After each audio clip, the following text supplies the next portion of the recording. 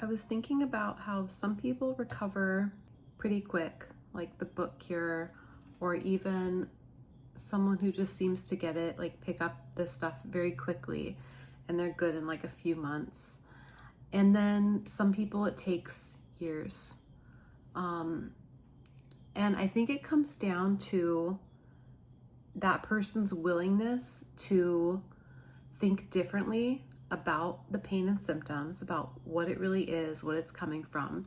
Be willing to think differently from what they've been programmed to think, and their willingness to really sit in the discomfort and sit in the fire in a different way than they have, right? So like even when I knew about mind body stuff and like the concepts were like, I was starting to get it and I was like, okay, yeah, I wasn't fully believing it, I guess, but I also was not willing to sit in the discomfort in a different way, which is like so funny because it's like we are like having the symptoms anyway or having the pain anyway. Like, what's the harm in trying something different? It's like the symptoms didn't change just because I was like freaking out about them and analyzing them all the time, right? But it gave me some sort of control. It gave me that like control over it, I guess. And it kept it, you know, like I've talked about, it keeps it in this kind of tight ball fist energy within you that's like, okay, I'm controlling it, you're contained, right? But you're just like constantly dealing with it, right? Even when I was learning about mind body concepts, there was a part of me that was like not willing to like fully accept it. Like I was really hanging on to the test results I had and all the old programming, you know, that this had to be from a physical cause. This had to be from like a pathogen or whatever, all of my different symptoms, right? I mean, the biggest turning point for me wasn't even that I was like, okay, I fully believe in mind body concepts. It was really that I hit my breaking point and I was like, I'm going to go all in on this, whether I believe it or not. Like, I'm going to change my response and I'll just see what happens, basically, right? I had enough proof that I knew it did, but I had never been really fully willing to let go. Again, the willingness, right? So I was just like, fuck it, basically. I was so sick of doing the same thing and expecting a different result. And so I was just like, I'm gonna start sitting in this fire, sitting in this suffering like this. Okay. Okay. Got it. Right. Like it just became a practice too. And like another big shift was that I stopped beating myself up when I went back into the old pattern.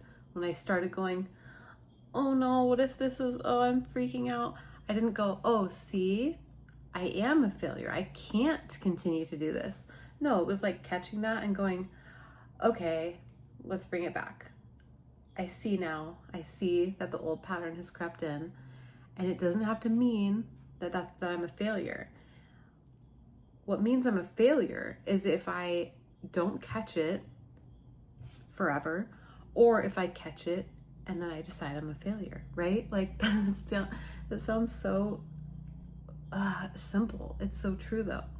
It's like I would catch it and I would be like, okay, we got to shift back. We got to do the new program, right? Sitting in the discomfort, going, okay, cool, love it, nice, let's do this, because I want to keep living, you know? And that's what worked. I think I had my first symptom-free day.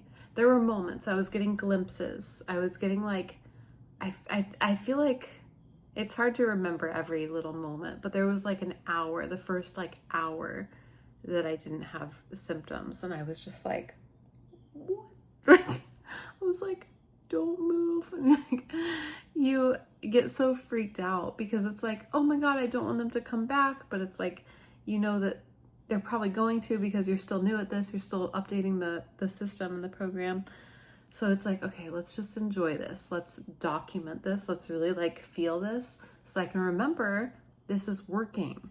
Like the more I do this, the progress didn't come from when I had no symptoms, from that hour that I had no symptoms. There was no work being done in that except for me going, look, this is real. Like this is working. This is the proof. That is important. But the real work I knew was when the symptoms came back or were intense or whatever. And it was like, okay, here's my opportunity. And I started getting to this point more into it. I would say a couple months in, where I was like in the symptoms, unbothered. And I would be like, dude, I know that the better I respond right now, the better I do, I will see the results of this tomorrow maybe, or the next day or whatever. Like I knew I was going to see those results. That's how much of a pattern I started creating. When you really get the work and start making it like foundational, like don't expect this in a day or two, right? But that was so motivating, like seeing that result, because then when the symptoms were high, I was like, heck yeah, I'm about to have an amazing day tomorrow or in 2 days or in 3 days, whatever. I could connect that pattern. And so I would be sitting in the discomfort and the pain and the symptoms, the dizziness, the fatigue, all of it. And I'd be like, yes, we're doing it. Like I'm about to have an awesome day, right? And I was just trained myself, practiced becoming unbothered. And that's what I named my challenge, Unbothered. Anyway, follow me if you enjoyed this, or if you didn't, and you just have hope that I'm gonna keep doing better at these things. Follow along. I'm really passionate about mind body stuff. I love seeing people make these shifts. I love that this work is getting normalized and that more people are talking about sitting in these symptoms and not making them like these scary things. We didn't grow up with this knowledge. We have to reintegrate it now. We have to make this the new norm, right? Okay,